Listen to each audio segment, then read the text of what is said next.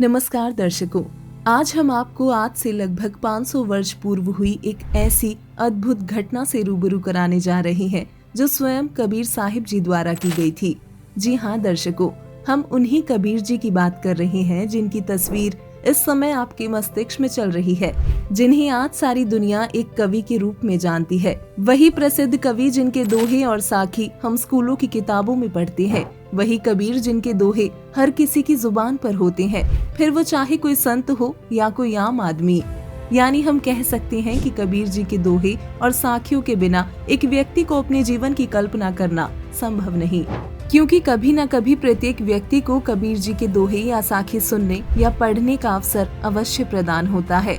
तो वही कुछ ऐसे लोग भी हैं जो कबीर जी को भगवान का दर्जा देते हैं। अब कबीर जी सिर्फ एक कवि थे या भगवान, इसका निर्णय तो उनकी लीलाओं को देखने से ही संभव हो पाएगा, जिसका खुलासा वर्तमान समय में संत रामपाल जी महाराज ने जिन साक्ष्यों तथा प्रमाणों के साथ दिया है वो सर्वमान्य होगा। तो दर्शकों, 500 वर्ष पूर्व कबीर जी द्वारा की गई मगहर लीला को जानने के लिए देखिए हमारा आज का ये खास वीडियो। दर्शकों, संत रामपाल जी महाराज ने अथर्ववेद कांड 4 अनुवाक 1 मंत्र 7, यजुर्वेद अध्याय 40 मंत्र 8 तथा ऋग्वेद मंडल 1 सूक्त 1 मंत्र 5 सहित अन्य वेद मंत्रों से आंखों देखे गवाहों की वाणियों से स्पष्ट किया है कि सर्व सृष्टि के रचनहार कबीर जी हैं। उन्हीं गवाहों में से एक संत गरीबदास जी ने कहा है, गरीब अनंत कोटि ब्रह्मांड का एक रति नहीं भार, सतगुरु पुरुष कबीर हैं कुल के सिरजनहार। गरीब परमेश्वर एक कबीर है, दूजा नहीं आधार, दास गरीब सकल सृष्टि का यो ही सिरजनहार। गरीब मात पिता जाके नहीं, नहीं जन्म प्रमाण, यो पूर्ण ब्रह्म कबीर है करता हंस अमान।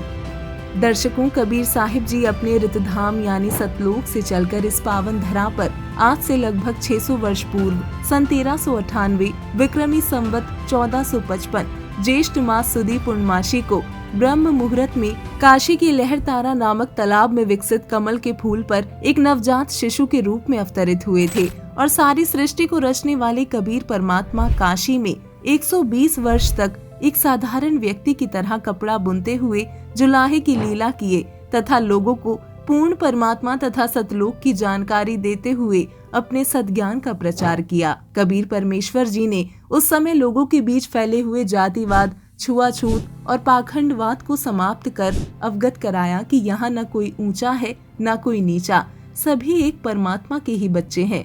इस प्रकार कबीर परमेश्वर जी ने उस समय लोगों के बीच ये रोशनी जगाई। परमात्मा के वास्तविक ज्ञान से उस समय के हिंदू और मुसलमान दोनों धर्मों के 64 लाख लोग उनके शिष्य बन चुके थे, जिससे उन्हें परमेश्वर द्वारा दिया जाने वाला सुख मिलने लगा।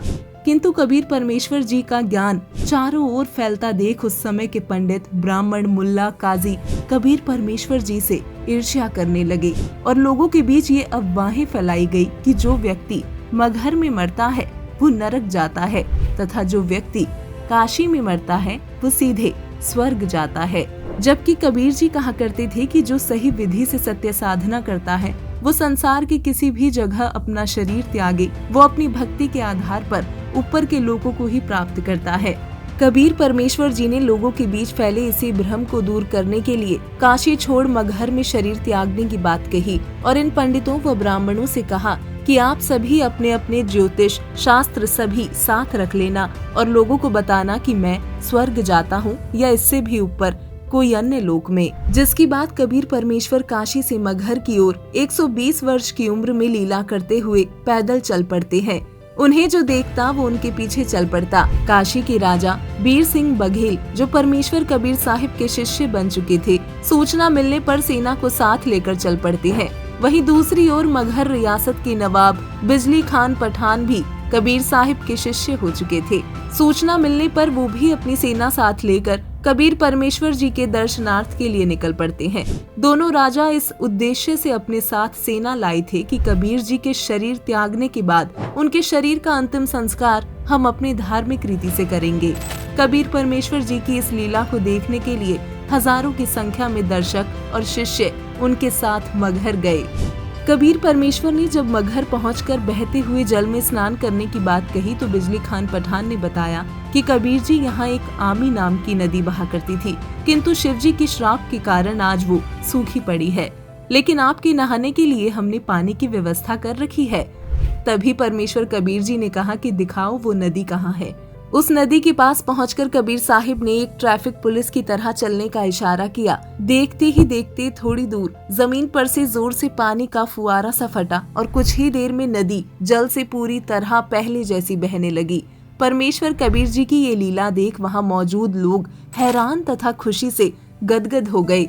कबीर साहिब ने उस नदी में स्नान किया और एक चादर नीचे बिछाने और दूसरी चादर साथ में ओढ़ने के लिए रखने के लिए कहा तथा दोनों राजाओं बीर सिंह बघेल और बिजली खान पठान के सेना लाने के उद्देश्य को जान अंतर्यामी परमेश्वर कबीर जी ने सबको डांटते हुए बोला कि नादानों, 120 वर्ष तक मैंने तुमको यही शिक्षा दी है। साथ ही समझाया कि दफनाने और जलाने में कोई अंतर नहीं है। मरने के बाद ये शरीर मिट्टी है जो मिट्टी में ही मिल जाएगा। नादानों सुन लो, यदि झगड़ा कर लिया तो मुझसे बुरा कोई नहीं। तथा सबको आदेश दिया कि इन दो चादरों के बीच जो भी मिले उसको दोनों आधा आधा बांट लेना और मेरे जाने के बाद कोई किसी से लड़ाई नहीं करेगा। चाहे मेरे शरीर को आधा आधा काट लेना, पर आपस में झगड़ा मत करना। ये मेरा अंतिम आदेश है।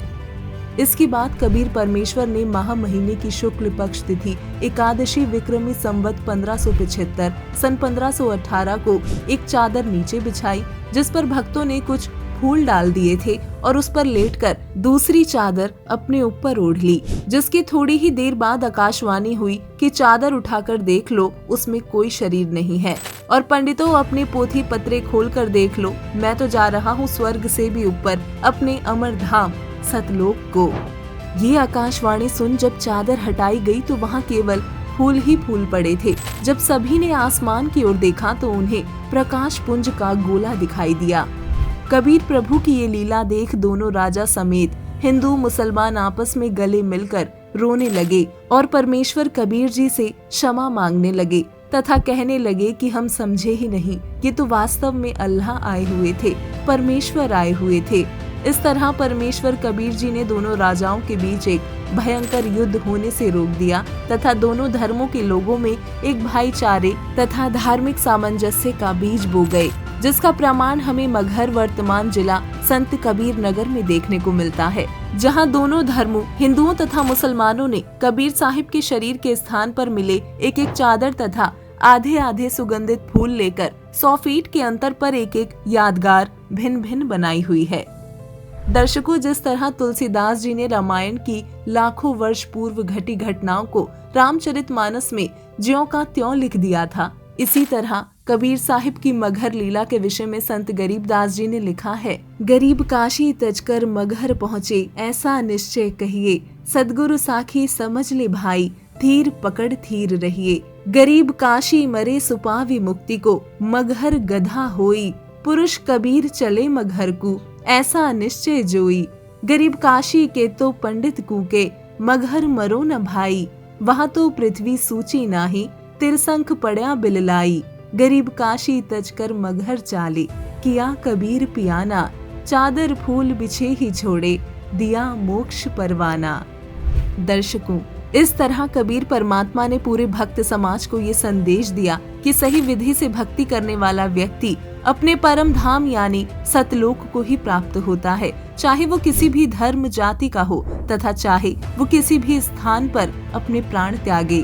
तो दर्शकों, अभी आपने ये वीडियो देखा कि कैसे सारी सृष्टि के रचनहार कुल मालिक काशी में एक आम जन साधारण की भूमिका करते हुए भक्त समाज को सद्भक्ति का मार्ग बता गए तथा ये सिद्ध कर गए कि वही अविनाशी पूर्ण परमात्मा है। दर्शकों, संत रामपाल जी महाराज ने अपने सत्संगों प्रवचनों में पूर्ण परमात्मा कबीर जी की सभी लीलाओं तथा उनके विषय में विस्तार से बताया है, जिसे विस्तार पूर्वक जानने के लिए देखिए संत रामपाल जी महाराज के मंगल प्रवचन संत रामपाल जी महाराज YouTube चैनल पर। मगहर से सतलोक गए कबीरा, जाका पाया नहीं शरीरा। सर्व सृष्टि रचनहार कबीर परमेश्वर जी के 507वें निर्वाण दिवस के उपलक्ष्य में दिनांक 6 से 8 फरवरी 2025 को नेपाल सहित भारत के 11 सतलोक आश्रमों में 3 दिवसीय महासमागम का आयोजन किया जा रहा है।